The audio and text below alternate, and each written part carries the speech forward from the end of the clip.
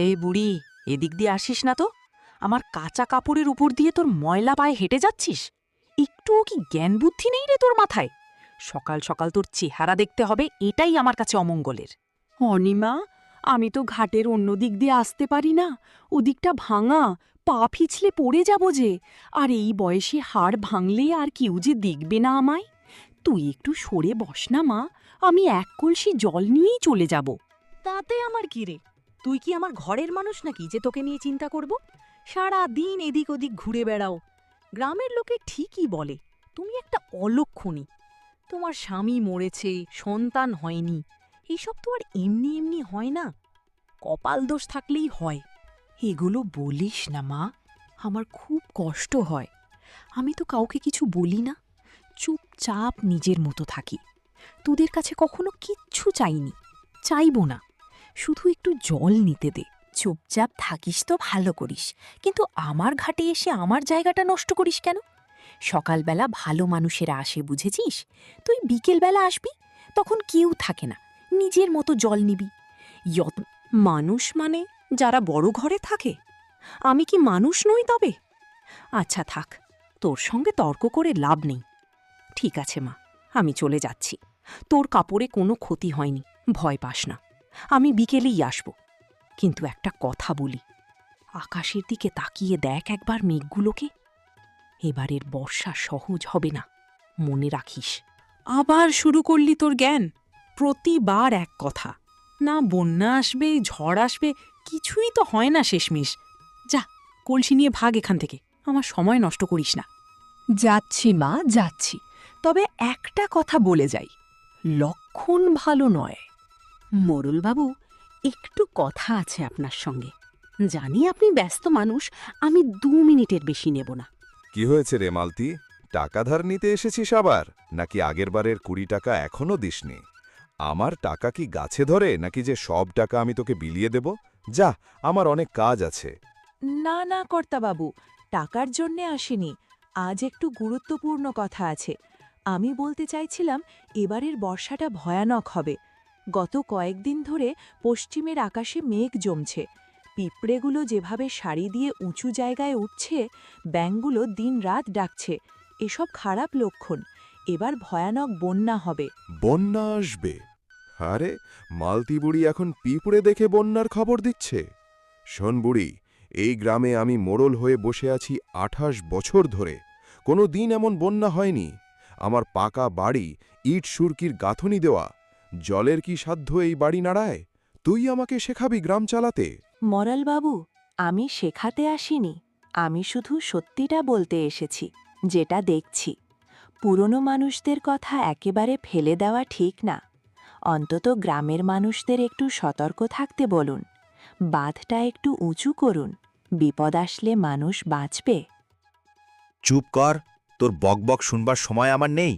একটা পাগল বুড়ি এসে আমাকে শেখাবে গ্রাম চালাতে? বাঁধ উঁচু করব, ওর টাকা কোত্থেকে আসবে? তোর পিঁপড়ে দেখা ভবিষ্যৎবাণীর জন্য আমি গ্রামের টাকা খরচ করব? বেরো বেরো এখান থেকে, আর বাড়িতে আসবি না অকারণে। লোকে ঠিকই বলে তুই অলক্ষণী।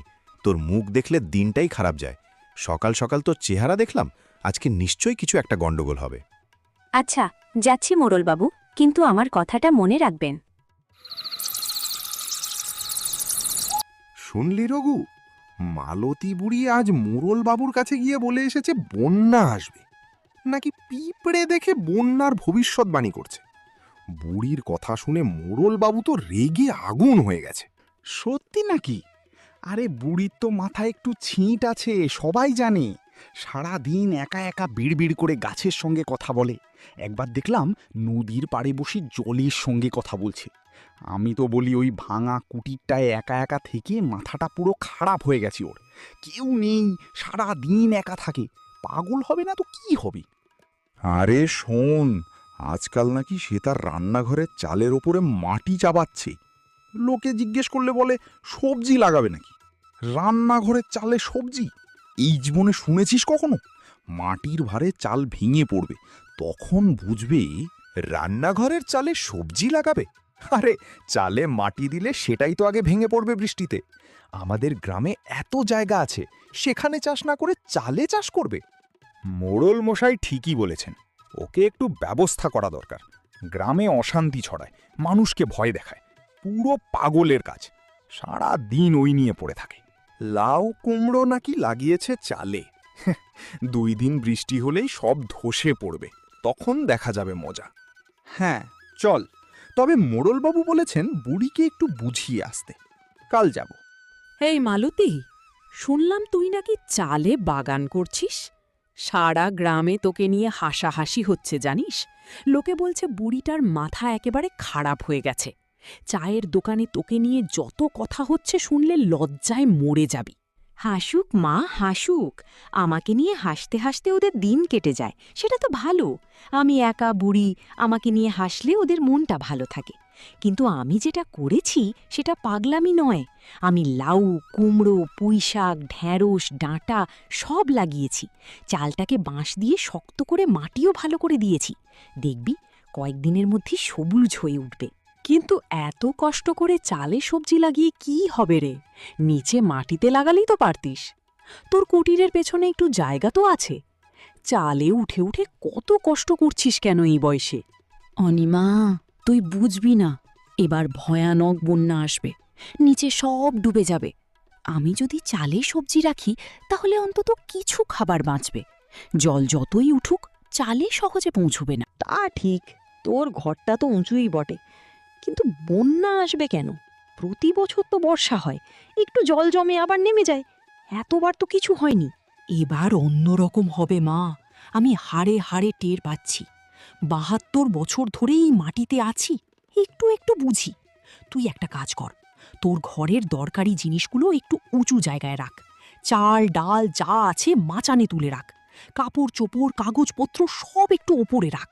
তোমার কথা শুনলে না আমার গায়ে কাঁটা দেয়। ঠিক আছে, দেখছি কি করা যায়। কিন্তু মোড়লবাবুকে আর বলো না কিছু, তিনি খুব রেগে আছেন তোমার ওপর শুনলাম। রঘুকে নাকি পাঠাবে তোমাকে বলতে। আসুক, আমি কি ভয় পাই? আমি সত্যি কথাই বলেছি, আর সত্যিই বলবো। বুড়ি নাকি এখনো গ্রামে বন্যার গুজব ছড়াচ্ছে। আমি শুনলাম অনিমাকেও ভয় দেখিয়েছে। আমি বলছি এরপর যদি বুড়ি এসব বকবক করে তাহলে গ্রাম থেকে তাড়িয়ে দেব। ঠিক বলেছেন মোড়লবাবু। ভেবে দেখুন, সে চালে মাটি দিয়ে সবজি লাগাচ্ছে। গ্রামে কি কখনো কেউ এরকম করেছে? লোকে হাসবে না তো কি করবে? আর এই বন্যা বন্যা বলে চিৎকার, এটা বন্ধ করা দরকার। গ্রামের মানুষ ভয় পেয়ে যাচ্ছে। ভয় পাওয়ার কিছু নেই। আমি ৩০ বছর ধরে গ্রামের মোড়ল। আমার বাবাও মোড়ল ছিলেন। ৩ পুরুষ ধরে এই গ্রাম আমাদের হাতে। এই গ্রামে কোনো দিন এমন বন্যা হয়নি যে মানুষ ভেসে গেছে। নদীটা একটু ফুলে ওঠে আবার নেমে যাবে, এটাই তো প্রতি বছর হয়। একটা পাগল বুড়ির কথায় আমি গ্রামে আতঙ্ক ছড়াতে দেব না। একদম ঠিক বলেছেন। আপনার এই পাকা বাড়ি, ইটের দেয়াল, জলের কি ক্ষমতা? এই আপনার বাড়ি ছুঁয়ে দেখে। আর আপনার নেতৃত্বে আমাদের গ্রাম সুরক্ষিত আছে। হ্যাঁ যা, আর ওকে বলবি যদি আর একবার বন্যার কথা বলে তাহলে গ্রামে ভয় ছড়ানোর জন্য শাস্তি পাবে, বুঝলি? জি মোড়লবাবু, কাল সকালেই যাব, বুড়িকে বুঝিয়ে আসবো ভালো করে।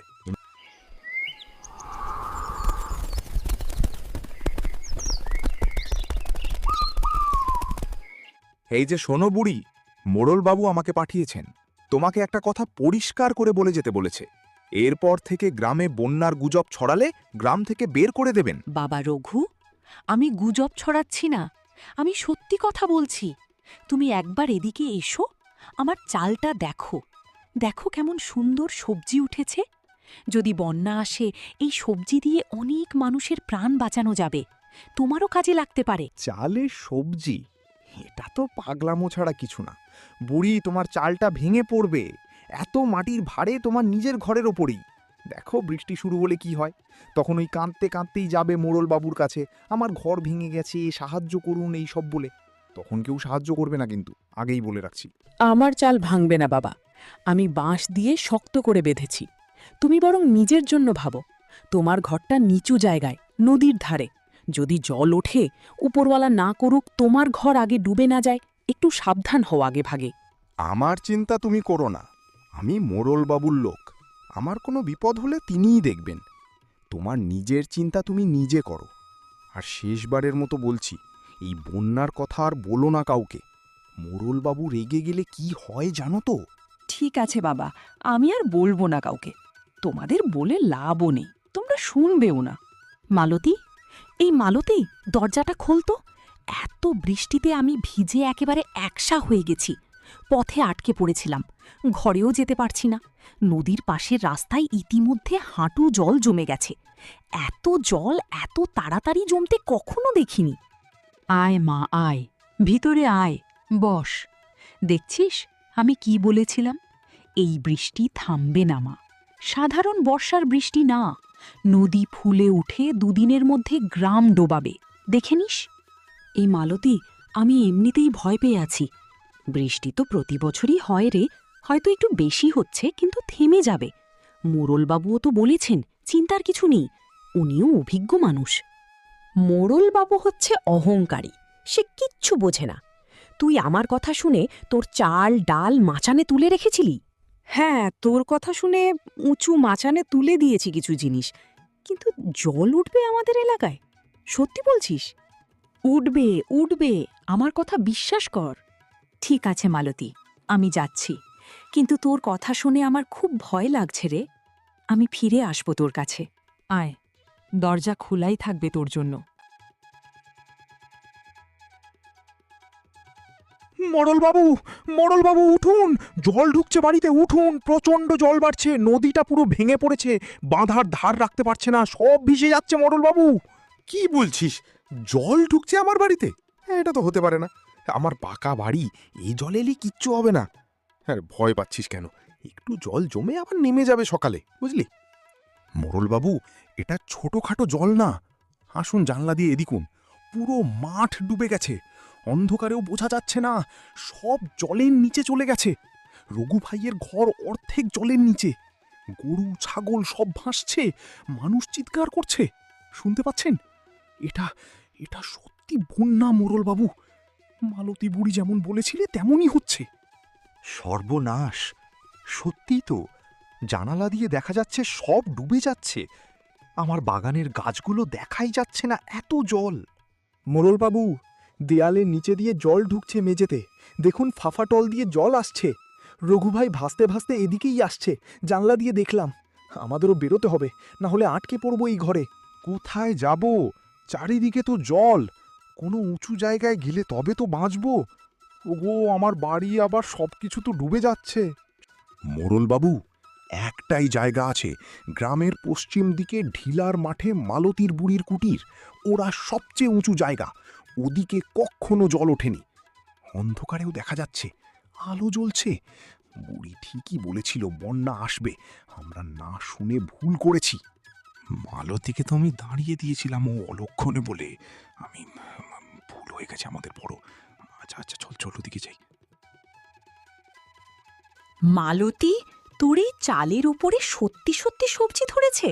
আমি তো অবাক হয়ে গেছি। এই দেখ, দুটো বড় লাউ, একটা কুমড়ো, পুঁই শাকের এত বড় বড় পাতা, ঢ্যাঁড়স, টাঁটা শাক। তুই তো সত্যিকারের বাগান করে ফেলেছিস চালে। বৃষ্টিতেও কিচ্ছু হয়নি, সব টিকে আছে। আর আমরা সবাই তোকে পাগল বলতাম, কত হাসাহাসি করেছি তোকে নিয়ে। পাগল না মা, আমি প্রস্তুত ছিলাম। আমার শাশুড়ি শিখিয়ে গিয়েছিলেন বিপদের জন্য সব সময় তৈরি থাকতে হয়। আমি সাহায্য করি তোকে, বল না কি করতে হবে। লাউ কাটবো, কুমড়ো ধুয়ে দেব? মালতী, আমি তোকে কতবার অপমান করেছি, খারাপ কথা বলেছি। পুকুর ঘাটে, রাস্তায়, সবার সামনে অলক্ষণে পাগল বলে ঘাট থেকে তাড়িয়ে দিয়েছি। আমি খুব লজ্জিত মালতী, খুব লজ্জিত। তুই আমাকে ক্ষমা কর। মা, ওসব কথা বলতে নেই, যা হওয়ার হয়ে গেছে। আগে রান্না করি। মোড়লবাবু, রঘু, মন্টু সবাই ভিজে কাঁপছে, খিদে পেট জ্বলছে ওদের। দুদিন ঠিকমতো খায়নি কেউ। এই বিপদের রাতে গরম গরম ভাত পেলে একটু শক্তি পাবে সবাই। হ্যাঁ হ্যাঁ, কাটছি এখন আমরা আনন্দ করে, সবাই এভাবেই একসঙ্গে থাকব। এই বন্যা ধনী গরিব অহংকারীকে সবাইকে একসাথে মিলিয়ে দিয়েছে।